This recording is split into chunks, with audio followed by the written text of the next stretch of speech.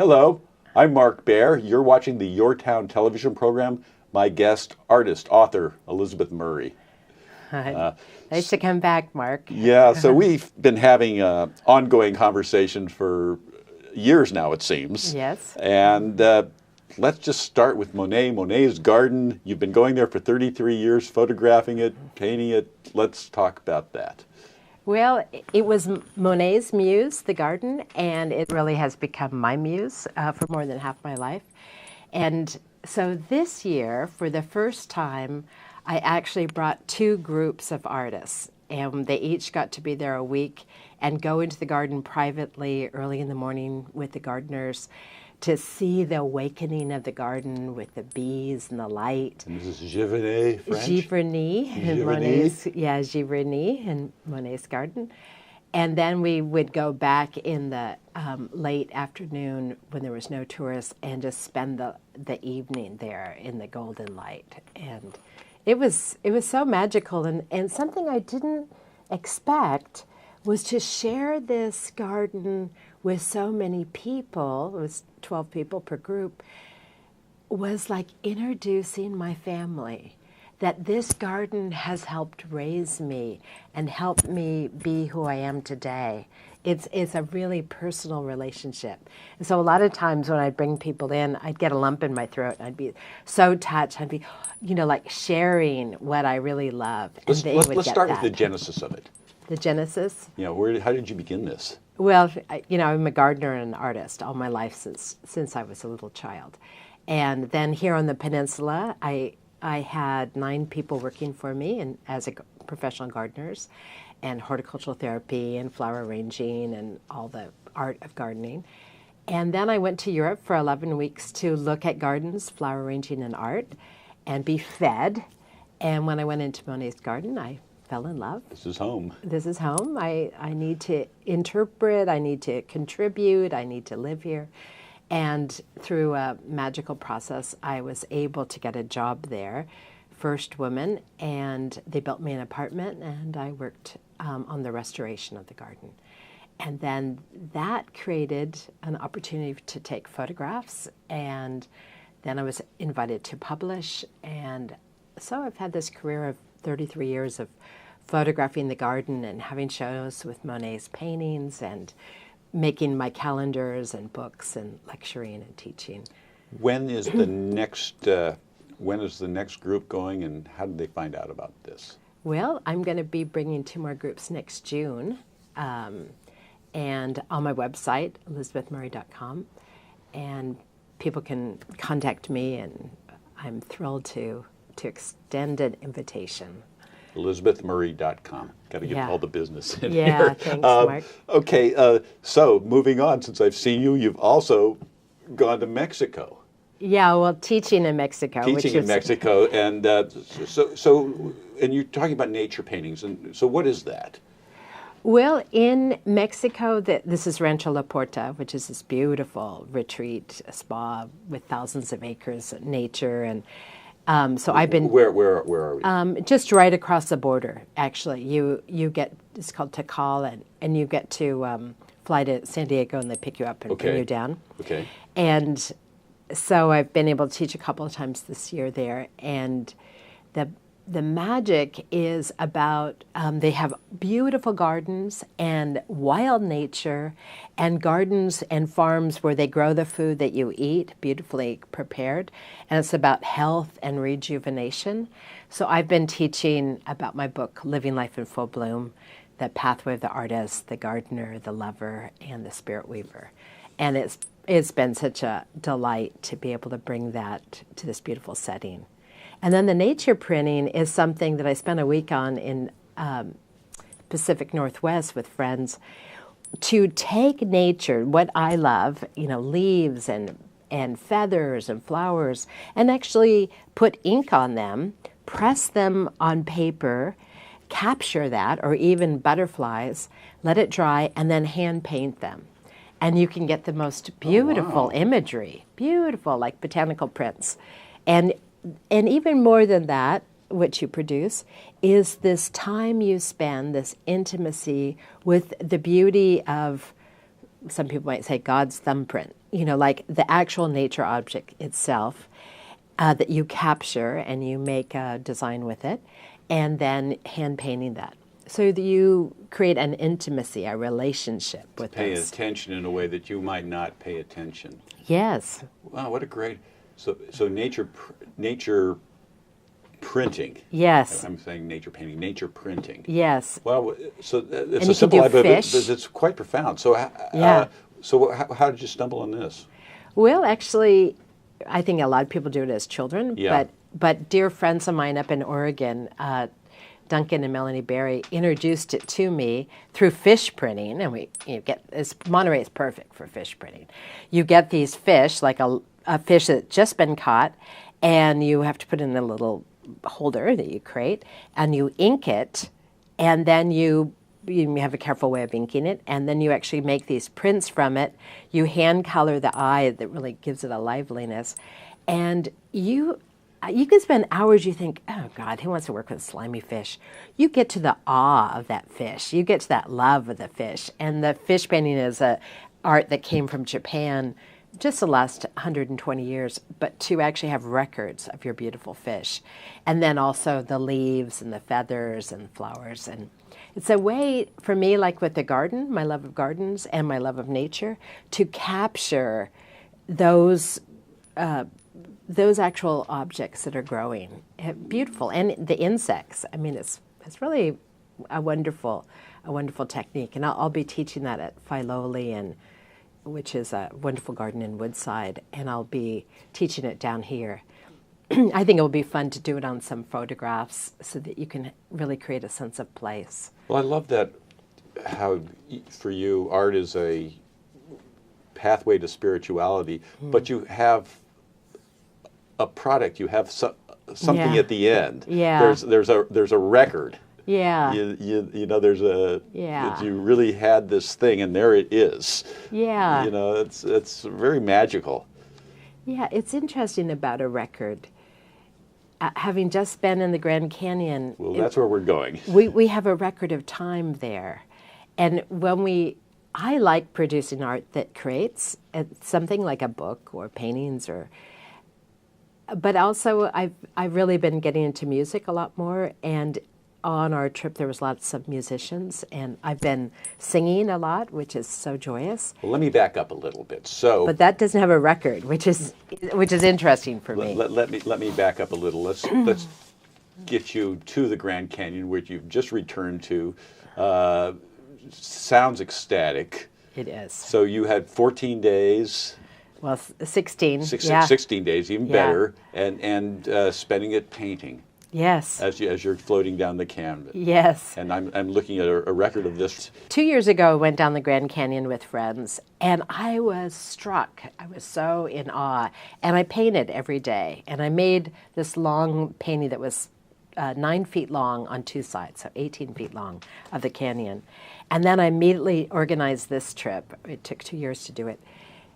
So each day, to give myself the gift of recording this beauty, to record the friends that are down there, to record what inspired me, the colors, the sense of time, the stars. And we also created ritual and music and, of course, beautiful food and lots of geology and nature and birding.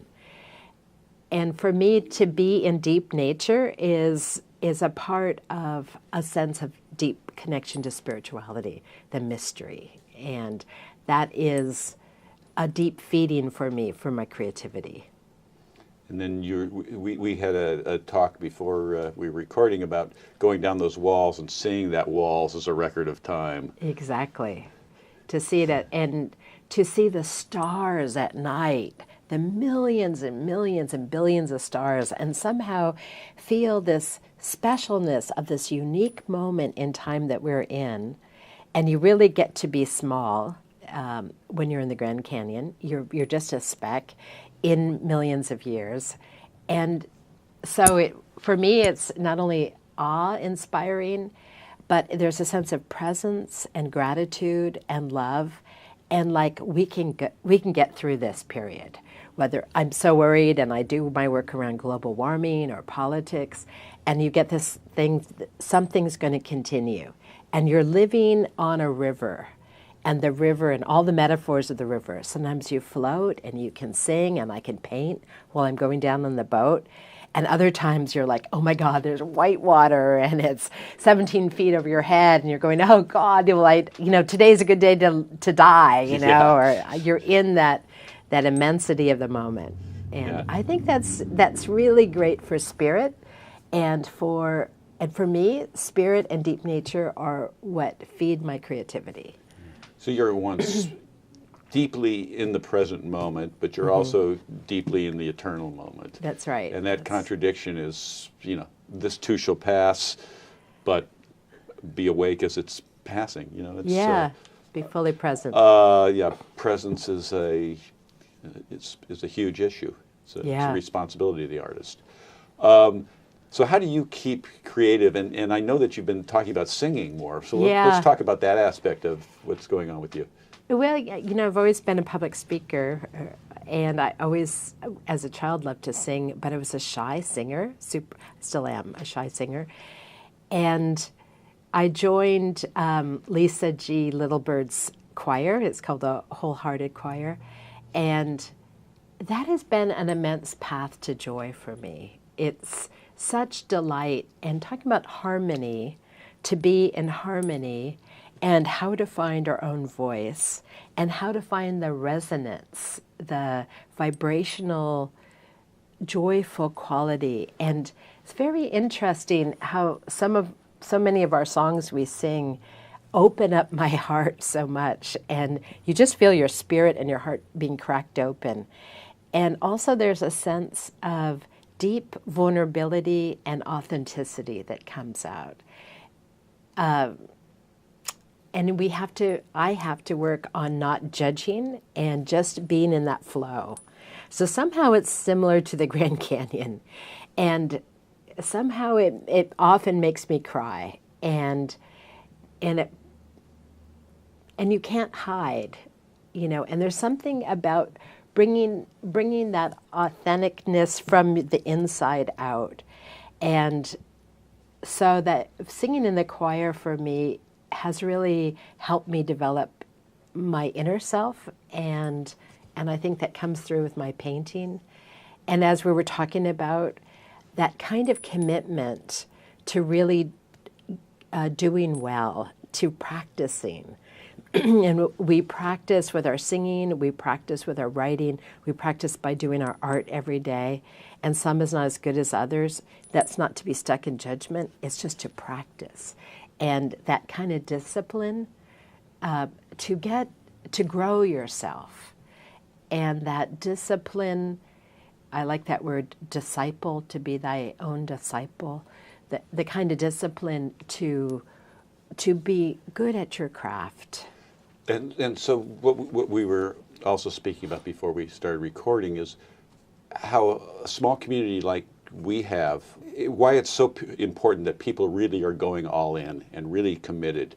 Because if you don't know what the bar is, you don't know how much time and effort and energy it takes to create something that you've transferred life into. I guess that's what art is transferring your energy into something inanimate that gives it something that feels animate. Yeah, I like that. And that's right. it takes a lot of effort to do that. And there's a lot of people in this community who are really going all in. And that tells you what the commitment that's necessary. Because without the commitment, you don't get to the other end. You don't get to the if you don't know how difficult it is or how much effort is required, you'll never have the reward of that effort. And seeing this lovely community that we live into, where a lot of people are really doing fine work and really committed and really going all in. Yeah. And are fighting each other and communicating with each other. Yeah. Not doing necessarily the same work, but it's more really being held, taking this effort, because I think the artist is important at the moment.